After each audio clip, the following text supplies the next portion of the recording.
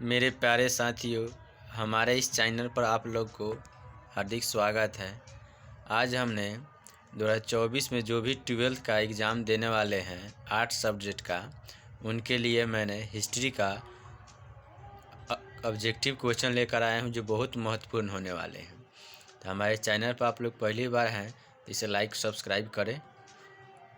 देखिए, ये एक चैप्टर है जिसका नाम है यात्रियों के नज़रिए से।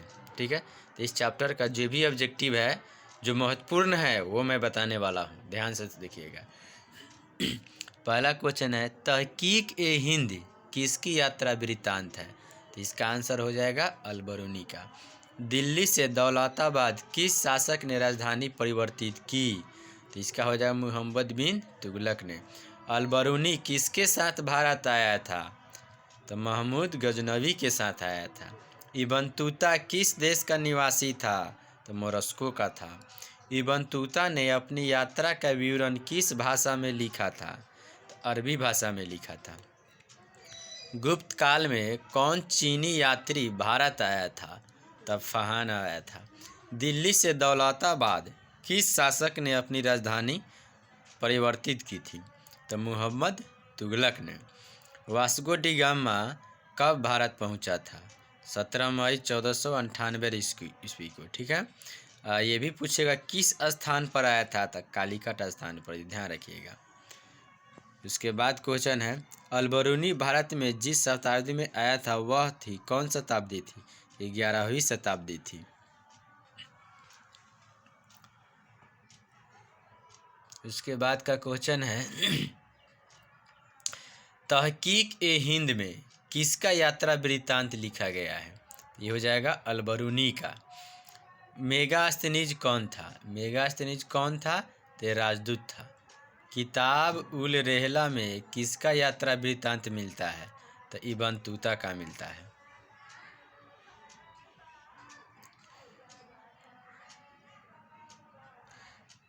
भारतीय अध्ययन संबंधित बाधाओं का वर्णन किस विदेशी यात्रियों ने किया है? तो अलबरूनी ने किया है। कौन किया है? अलबरूनी ने किया है। उसके बाद क्वेश्चन है, यात्रियों का राजकुमार किसे कहा गया है? तो इसका हो जाएगा वेनसंग को। कैप्टन हॉकिंस किस मुगल शासक के दरबार में आया था? तो ये आया था जहांगीर के। तंबाकू पर किस शासक ने प्रतिबंध लगाया था? तो जहांगीर ने। देखिए यहाँ ध्यान दीजिएगा, तंबाकू पर प्रतिबंध लगाया था जहांगीर। अगर पूछ देगा तंबाकू का सेवन कौन किया था? तो अकबर ने सेवन किया है, ध्यान रखिएगा। आईने अकबरी किसने लिखा है? तो अबुल फजल ने। आईने अकबरी किसने लिखा है? अबुल फजल। अब ये भक्ति सूफी परंपरा एक चैप्टर है। अब इस चैप्टर का मैं जो इम्पोर्टेंट क्वेश्चन है वो बताने वाला हूँ। तलवंडी किसका जन्म स्थान है? तो तलवंडी जो है गुरु नानक का। संत कबीर का जन्म कहाँ हुआ था? तो इसका हुआ था वाराणसी में। संत कबीर का जन्म कहाँ हुआ था? तो वाराणसी में। शेख मुनुद्दीन चिश्ती की दरगाह कहाँ स्थित है? तो अजमेर में स्थित है। उत्तर भारत में भक्ति आंदोलन का आरंभ किस संत ने किया था? तो रामानंद ने किया है। गुरु नानक का संबंध किस धर्म से है? तो सिख धर्म से है। गुरु नानक का संबंध किस धर्म से है? सिख धर्म से है। निम्नलिखित में महिला संत थी कौन? अंडाल भी थी, मीरा भी थी, कराइला भी, सब थी। ठीक है। आईने अकबरी किसने लिखा है? तो अबुल फजल। रिपीटेड क्वेश्चन था, आप लोग को बता दिए। उसके बाद क्वेश्चन है, सलीम चिश्ती की दरगाह कहाँ अवस्थित है? बोलिए। आगरा में है। ठीक है। उसके बाद है क्वेश्चन, बास बन्ना नए आंदोलन के चालक थे कौन? तो ब्राह्मण थे। इसके बाद आपका इम्पोर्टेंट क्वेश्चन है, इस्लाम का जिस शताब्दी से उदय हुआ वह थी कौन शताब्दी थी? तो 7वीं शताब्दी। बीजक में किसके उपदेश संग्रहित है? तो बीजक में कबीर के उपदेश संग्रहित है। निजामुद्दीन औलिया किस सूफी सिलसिले से संबंधित है? तो चिश्ती से। कबीर शिष्य थे किसके? कबीर किसके शिष्य थे? तो बोलिए रामानंद के। महाराष्ट्र के संत कौन है? बोलिए। तो इनमें सभी रामदास भी, तुकाराम भी, ज्ञानेश्वर भी। पुष्टि मार्ग का जहाज किसे कहा जाता था? वल्लभ निम्न में से महिला रहस्यवादी संत कौन थी? राबिया। बलबन की पुत्री का विवाह किस सूफी संत के साथ हुआ था? तो फरीउद्दीन गंज ए शक्कर के साथ हुआ था। शंकराचार्य का मत है। शंकराचार्य का मत क्या था? अद्वैतवाद था। वल्लभाचार्य का जन्म हुआ था कहाँ पर? तो वाराणसी में हुआ था। काशी में किस प्रसिद्ध संत का जन्म हुआ है? तो वल्लभाचार्य का जन्म हुआ है। औरंगजेब का संबंध किस सूफी सिलसिले से था? तो नक्शबंद से था। बंगाल के प्रसिद्ध संत कौन थे? चैतन्य महाप्रभु थे। किस भक्ति संत ने अपने संदेश के प्रचार के लिए सबसे पहले हिंदी का प्रयोग किया था? रामानंद। 2.5 दिन की झोपड़ी का निर्माण किसने करवाया था? ऐबक ने करवाया था। कुतुब मीनार का निर्माण किसने शुरू किया? तो कुतुबुद्दीन ऐबक ने। फतेहपुर सीकरी की राजधानी किसने बनाया? अकबर ने। फतेहपुर सीकरी की राजधानी अकबर ने बनाया था। भारत में मुगल वंश का संस्थापक कौन था? बाबर। भारत में मुगल वंश का संस्थापक बाबर था। तलवंडी किसका जन्म स्थान है? तो गुरु नानक का। विजयनगर साम्राज्य की स्थापना किसने की? हरिहर और बुक्का ने। विजयनगर की स्थापना के समय दिल्ली का सुल्तान कौन था? मोहम्मद बिन तुगलक। विजयनगर का महानतम शासक कौन था? तो कृष्णदेव राय। गोपुरम का संबंध किससे था? तो मंदिर से। हम्पी किस साम्राज्य से संबंधित है? विजयनगर से। चोलों की सबसे छोटी प्रशासनिक इकाई कौन थी? उर थी। हरिहर और बुक्का ने विजयनगर साम्राज्य की स्थापना की थी 1336 ईस्वी में। विजयनगर शासकों के जो उड़ीसा के समकालीन राजवंश के शासक थे उनका नाम था गजपति। विजयनगर के शासकों ने अपने आप को क्या कहा था? राय कहा था। विजयनगर पर शासन करने वाला प्रथम राजवंश कौन था? संगम वंश।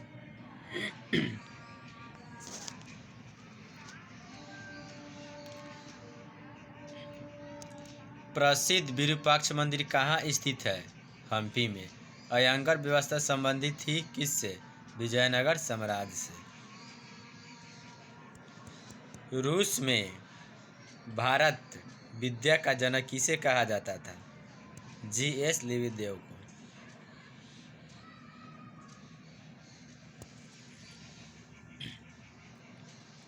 निम्न में से पुर्तगाली यात्री कौन था? तो डी इनमें से सभी था। विजयनगर के ध्वंस के पश्चात उसकी पहचान की गई थी हम्पी नाम से। तेनालीराम का संबंध किस राजवंश से है? तो इसका हो जाएगा विजयनगर से। सर्वप्रथम विजयनगर आने वाला विदेशी यात्री कौन था? तो निकोला कांटिनी। हरिहर एवं बुक्का किस वंश के शासक थे? तो संगा वंश के। आईने अकबरी कितने भागों में विभक्त है? तो 5 भागों में। अकबर नामा की रचना किसने की थी? अबुल फजल ने। दीन ए इलाही संबंधित है किससे? तो अकबर से। 16वीं सदी में भारतीय गांव में जो अनेक बाहरी ताकतें दाखिल हुई वे थी कौन? तो मुगल साम्राज्य, व्यापार, मुद्रा बाजार ये सभी थे। शेरशाह ने किस मुगल सम्राट को हराया था? तो हुमायूं को हराया था। जहांगीर का शासनकाल क्या है? तो 1605 से 1627 तक। जीतल क्या था? तो जीतल एक सिक्का था। 1556 में पानीपत की दूसरी लड़ाई में अकबर ने किसे हराया था? तो हेमू को। ताजमहल किस नदी के किनारे स्थित है? तो यमुना नदी के। औरंगजेब ने अपने जीवन का अंतिम भाग बिताया था दक्षिण भारत में। स्थापत्य कला का सबसे अधिक विकास किसके समय में हुआ था? शाहजहां के। भारत का प्रथम मुगल शासक कौन था? बाबर था। निम्नलिखित में अकबर किस पर अधिकार नहीं कर सका? मेवाड़ पर अधिकार नहीं कर सका। निम्नलिखित में कौन मुगल बादशाह आलमगीर के नाम से जाना जाता था? औरंगजेब। पानीपत का प्रथम युद्ध किस वर्ष हुआ था? 1526 ईस्वी में। बाबर की आत्मकथा का क्या नाम है? तो तुजुक-ए-बाबरी। अकबर का संरक्षक कौन था? तो बैरम खां था। अकबर का संरक्षक कौन था? तो बैरम खां। ताजमहल का निर्माण किसने किया था? शाहजहां ने। निम्नलिखित इतिहासकारों में कौन अकबर का समकालीन था? तो बदायूंनी था। किस प्रशासकीय सुधार के लिए शेर शाह खास तौर पर जाना जाता है? भूमि सुधार व्यवस्था में। दामीन ई कोह क्या था? तो भूभाग था। मुगल नाम व्युत्पन्न हुआ है मंगोल से। मुगल साम्राज्य का वास्तविक संस्थापक कौन था? अकबर था। मुगल सम्राटों ने सामान्यतः महानतम सम्राट माना जाता है जलालुद्दीन अकबर को। औरंगजेब का देहांत हुआ था कब? 1707 ईस्वी में। बहादुर शाह जफर को उखाड़ फेंका था अंग्रेजों ने। सुलह ए कुल का अर्थ क्या होता है? तो पूर्ण और सार्वभौमिक शांति। हुमायूं का भाई कौन था? अस्करी, कमरान, हिदाल ये सब थे। फतेहपुर सीकरी को राजधानी किसने बनाया था? अकबर ने। दरबार में अभिवादन का तरीका निम्न में से कौन सा था? तो कोर्निश, सजदा, पर्यावेश। अकबर ने किस सन में दीन इलाही धर्म चलाया था? 1581 से 82 में।